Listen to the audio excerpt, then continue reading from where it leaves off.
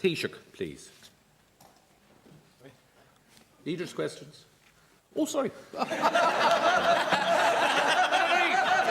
right. You got it right. I'm definitely out of practice. I'm definitely out of practice. Right, Ceann Comhairle, can I thank you? Freud would be delighted. Can I thank you for that unparalleled vote of confidence, Ceann Comhairle? I'm very touched. Sorry, please.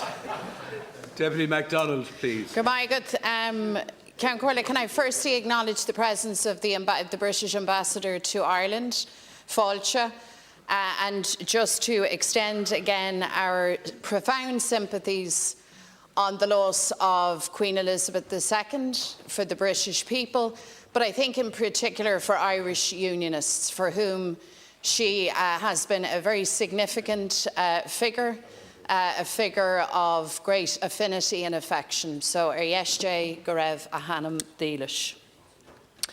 Taoiseach. Workers and families are being hammered, as you know, by unprecedented surges in energy bills. In fact, households have been hit by more than 50 price hikes since the beginning of last year, with more to come.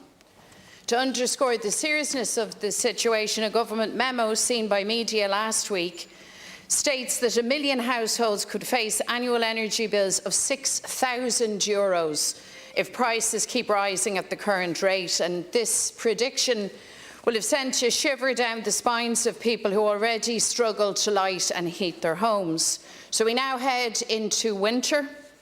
We have darker days, longer nights, and households' use of energy will increase significantly at a time when prices are through the roof, which will only add to the unbearable pressure people are under. And the hard truth is that many households will go under trying to pay these extortionate bills unless government makes the right intervention.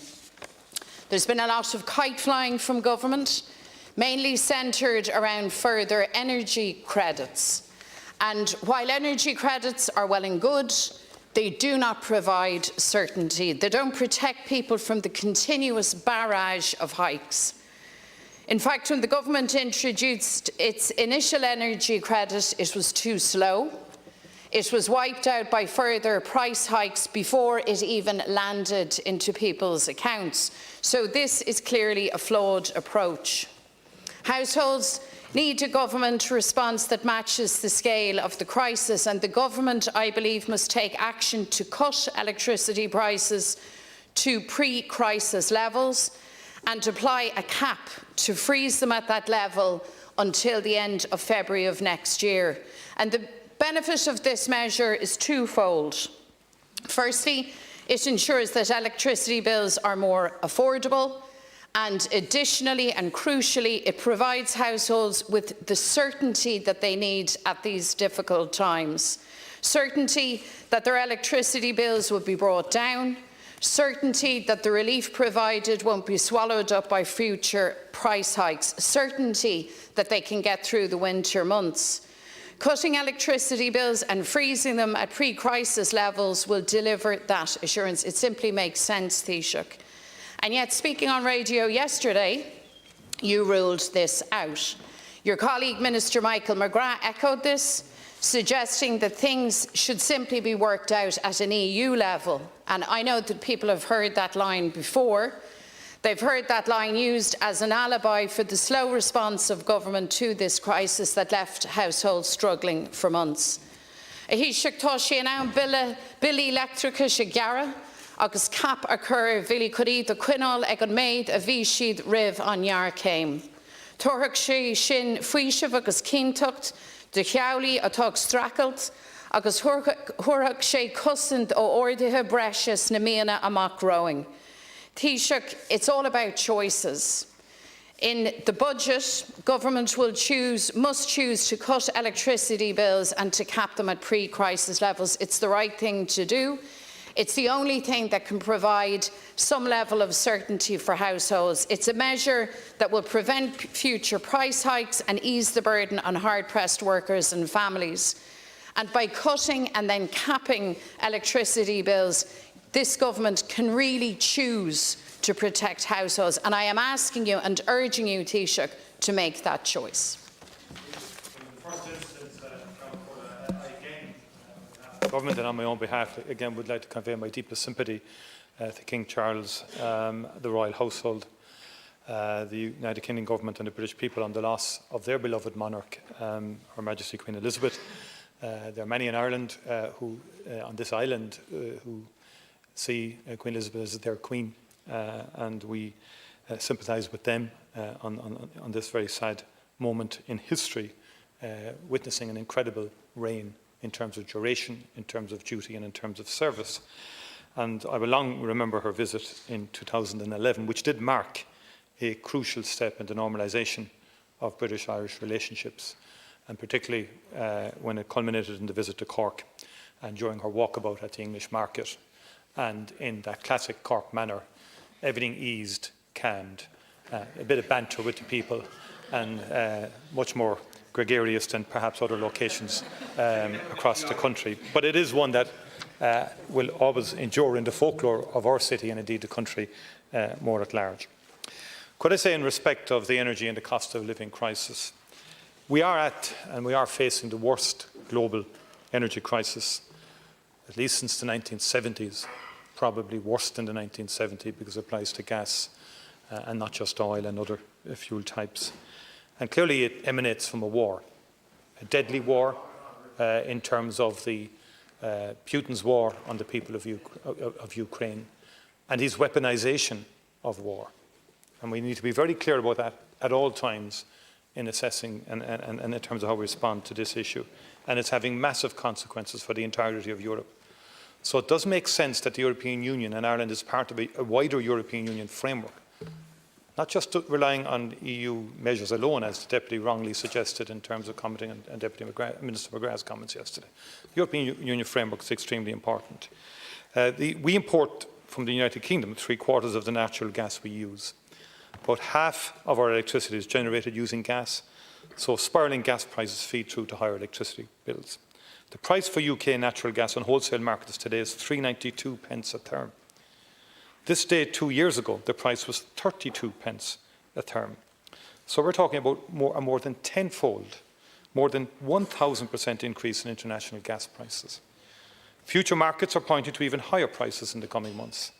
A therm of gas to be delivered in December costs 5.74 pence. A February delivery is priced at 543 pence. Non-energy prices, and this is important as well, are also now surging, with food and other grocery prices rising rapidly and putting severe pressure on household budgets. So that's the context. The second point is the need to interview in a very significant manner is not questioned. There's no debate about that. Government's very clear we have to intervene, as we did last year with the £2.5 billion package on cost of living. And government, just like we did during COVID, will intervene again to protect households and to protect jobs. Now, the issue that the Deputy has put forward is one of methodology, of mechanism. What's the best way of intervening to protect people? The Deputy view is, and Sinn Féin position is, that we give a blank cheque to energy companies as a kind of a singular, almost isolated approach to this crisis, which is much more now than an energy crisis for many households. Government's view is, for the time being, we want to get people through the winter to the end of March, not the end of February. We want to get people through to the end of March. We've got to do it using a range of measures in terms of reducing electricity bills, yes, but also giving flexibility to the people in the form of payments that we give them, either through the welfare system, through energy credits, through cost reductions, through investment in public services in the budget, which will also reduce costs for parents and for families. And so there's a range of mechanisms we can use. Now, what I would ask the Deputy, if we could get a fully costed paper from the Deputy in terms of your proposals, because if you don't mind me saying so, I was less than convinced by your presentation on Morning Ireland yesterday. I genuinely would like a fully costed proposal from you in respect of your chosen method of intervention in the electricity price market. I do believe we have to target measures to those who need them the most, but also universally then people will need support. And we need to focus in on protecting jobs, because clearly many jobs could be at risk if enterprises become unviable because of the extraordinary increase in energy that I've just outlined. That is a global phenomenon, obviously. Now, because of the sound management of the economy, we do have resources to allocate to reduce pressures on people and to protect jobs. And that's what we intend to do. Thank you. Deputy MacDonald. So, Taoiseach, not for the first time, but once again, you are totally and utterly wrong in your response here. See, our proposal is about helping families. It's about providing certainty so that they can get through what will be very difficult winter months. Our proposals are time limited, and interventions at the European level are of course necessary and welcome, but they should not be used again as an excuse for government to delay and dither and sit on your hands. In fact, our proposal would work in tandem with the proposed EU measures. Our proposals are similar to price certainty measures that have been introduced elsewhere, for example in France, in Romania, and other emergency measures, as you know, have been introduced in Spain, in Portugal, in Italy. And the only blank cheque in question here, Taoiseach, is the one that you are asking families to give to energy companies, because your failure to act in the way that I have described will allow prices to continue to rise. And one thing is absolutely certain, families cannot cope with that, and they are depending on you to act definitively. So I'm going to ask you again to move to cut electricity bills back to pre-crisis levels, and to cap them at that level for the winter months until the end of February. That is what is required here. Thank you very much. Taoiseach, please. You say that your proposals are time limited. I would say to the Deputy, the crisis may not be time limited. You may need to think beyond the end of February. I am. That is the point. That is the very point I'm making. Your proposal is vague. It's not costed.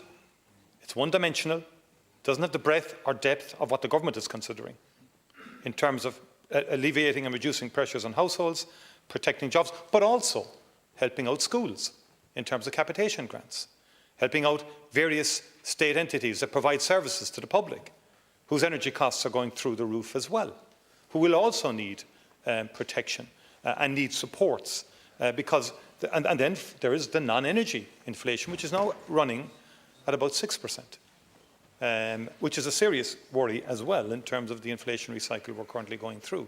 And that means supports have to be given to people on a broader basis, in addition to the supports on the energy front. You said I was completely wrong.